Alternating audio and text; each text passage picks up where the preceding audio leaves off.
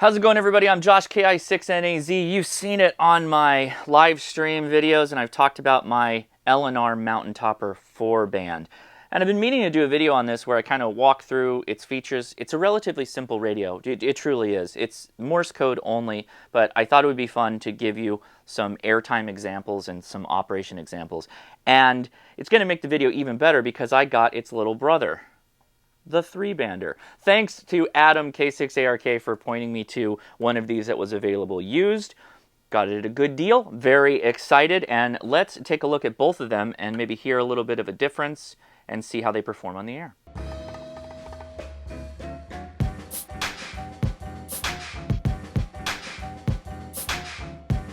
All right, kind of a messy desk here, but I think it's worth it to explain a little bit about some of the idiosyncrasies of these radios. Not that they're a pain or anything like that, but there's things you got to know going in. The first, and this is the only nit that I have against these radios. So, you know, this is a 12-volt power lead, coaxial power lead, standard size that you get for a lot of amateur radios. Now, you'd think these are almost the same, right? This one's a little bit wider.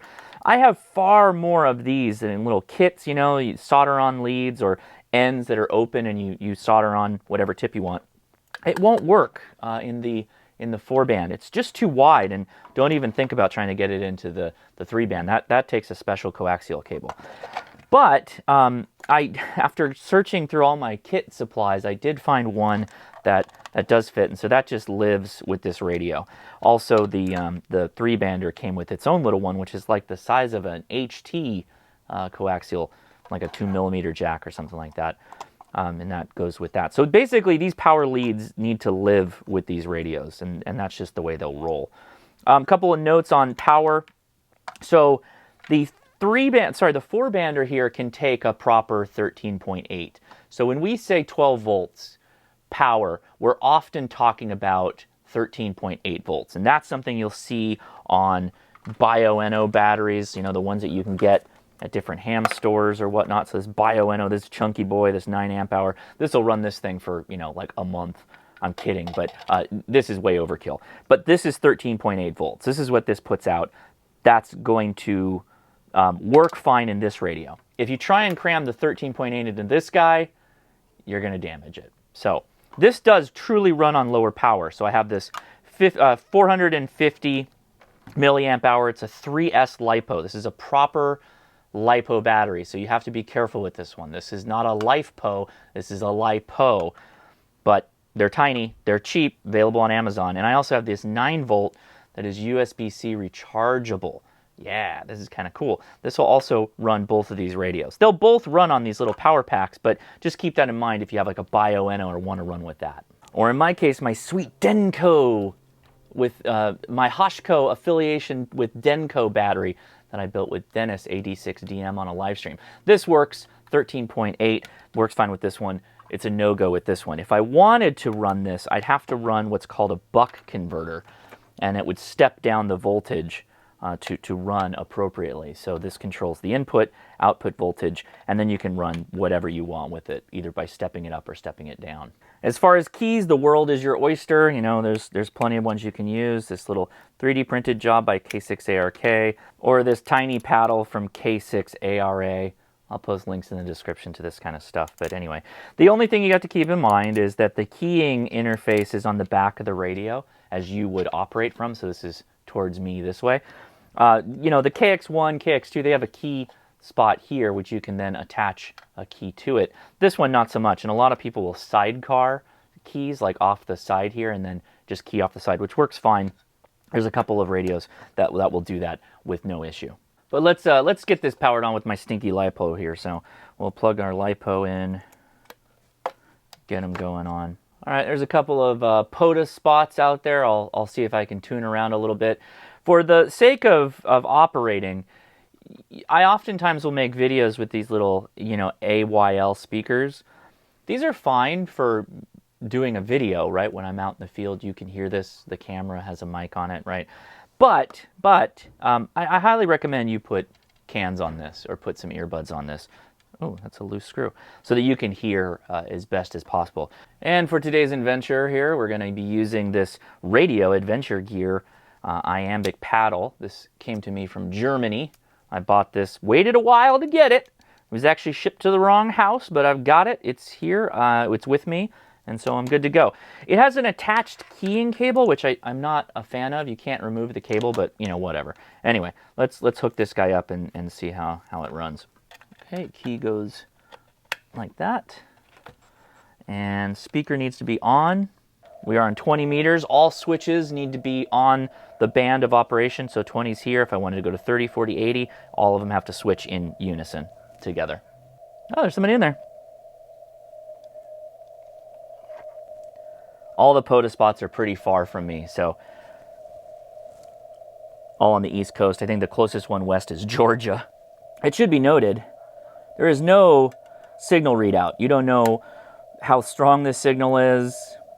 You're kind of going by ear. Nobody's offended on POTA or SOTA if you're, you know, giving them your best guess. It's, in this case, this is way down in the dirt, right? So this is almost like a 2-3, 2-3 signal report back to this person, 2-3-3 or something like that, right?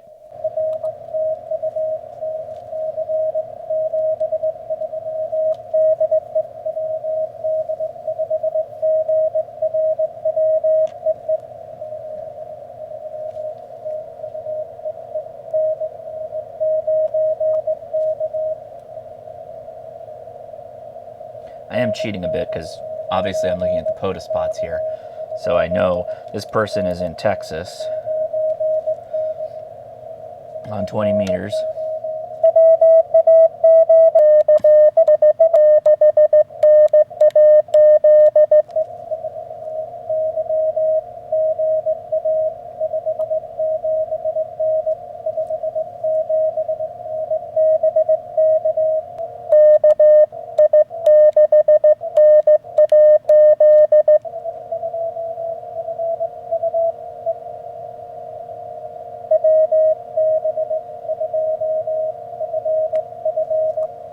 All right, well, I was trying to chase a Texas POTA station, and they were getting into California, but I don't think they were hearing me on my however many watts I'm putting out right now.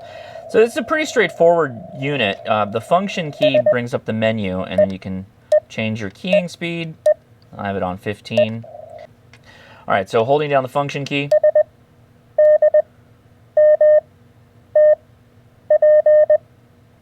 That's how you basically control the radio. There's not much to this. You set your keying speed up and down, lock it in place. As far as, oh, is that New Hampshire station? Frequency shifting is up and down arrow. And if you're in the process of scrolling, so let's scroll down. So I'm going to hold this with this finger.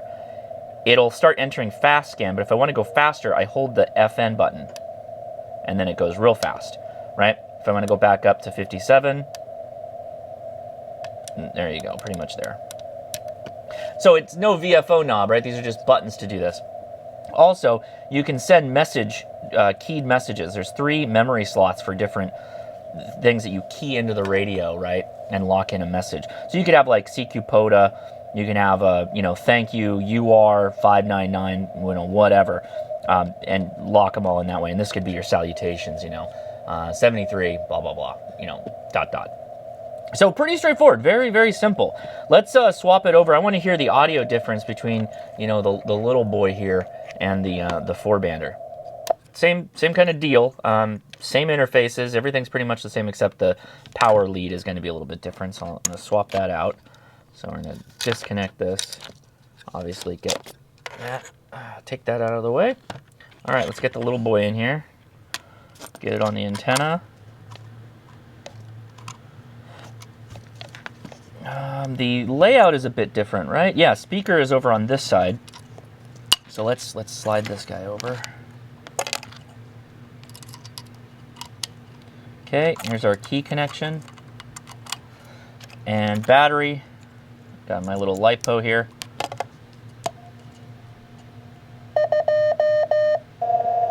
Wow, that's loud.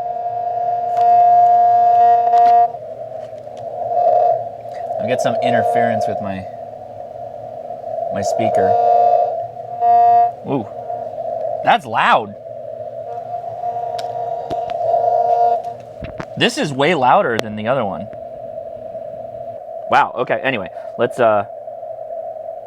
same kind of deal, but now you hold the adjacent button and that's what speeds it through. So let's go back down to that New Hampshire station. Let's try the one in Florida. He's at 41.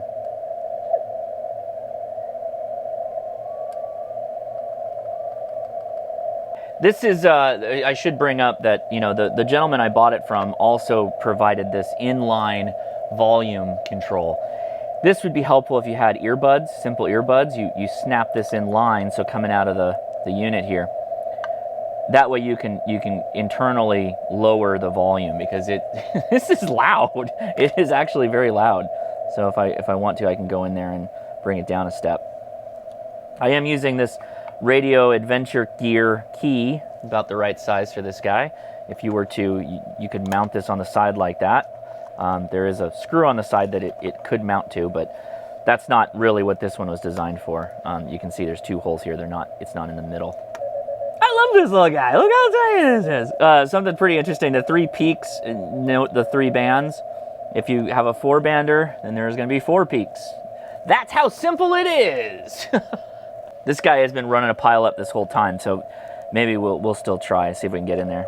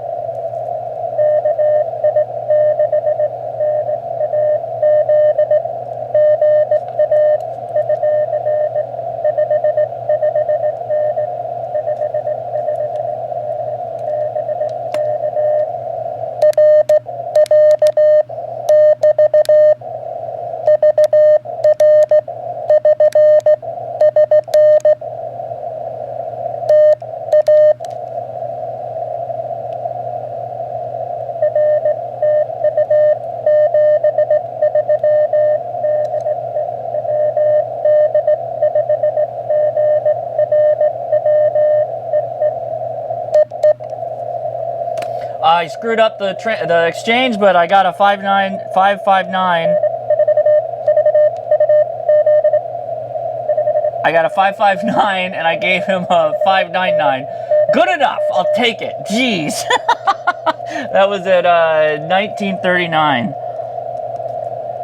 Guys, you know, I'm not good at this, but I'm trying, and that's the point. I think I screwed up my 5, but I think he knew what I meant. Anyway. So what do you think of these little tiny mountain toppers? They're super cool radios. I can't get enough of how small this thing is. I mean, I have tiny hands, but you can see it's just like such a small little nugget. Look at that. Look at this. I love the look of these things. It's got such like portable ham radio vibes. Like you just see these and you're like, that is a Spartan form-fit radio, and I just love it. It's like literally a pack of cards, like a deck of cards. I can't get over the size of this thing. But there are some drawbacks, right? No volume control, no side tone control. It's kind of aggressive on your ears in some situations. You know, when you're out on a summit and it's windy, it probably doesn't matter that much. You probably want all that noise in your ear holes, but you know, let me tell you that to get these, the L&R 4-bander is available online. It goes for about $350, which is not inexpensive for a CW-only transmitter. But it is a beautiful little radio, capable as well for Morse code. What sets it apart is it has those keying memory slots, so you can do some of your POTA activation really just from the keys, like calling CW, so you don't have to key it over and over again, which I appreciate. The 3-bander has that too. These just are kind of, it's kind of a unicorn radio right now. They don't get made that often. There is a wealth of information on these guys and the history and the past of them. It goes back quite a ways. This is the current iteration of this radio, the most newest, if you will. The older style radios, or the previous versions of this radio, had an RCA jack for the antenna instead of BNC. I love the new BNC. The screen also is LCD on the newer model. The older ones were a old 2-digit what do they call those? Monocrystalline displays, I believe is the right term for that. Not as easy to read as this guy. This is kind of like the ultimate refinement of this radio. These radios were originally designed by Steve Weber, and now they're exclusively sold by L&R. I paid for both of them. This one I bought from L&R, this one I bought used. I'll try and find some links, and I'll post them in the description that you can read a little bit more about it, because the design Steve Weber did, these radios existed before L&R got exclusive kind of rights to create them, manufacture, and sell. Kind of a cool story, and actually there's a lot of variations of this guy. There's one similar to this size. It's a little bit longer and yellow, and it has a built-in tuner. Those are kind of hard to find though, and pretty sought after. I don't know that Steve developed that. He might have. It's very similar in the design, but super cool stuff. Anyway, I hope this is enjoyable for you and you had some fun watching it. If you did, give me a thumbs up, consider subscribing, and I will talk to you later. See ya.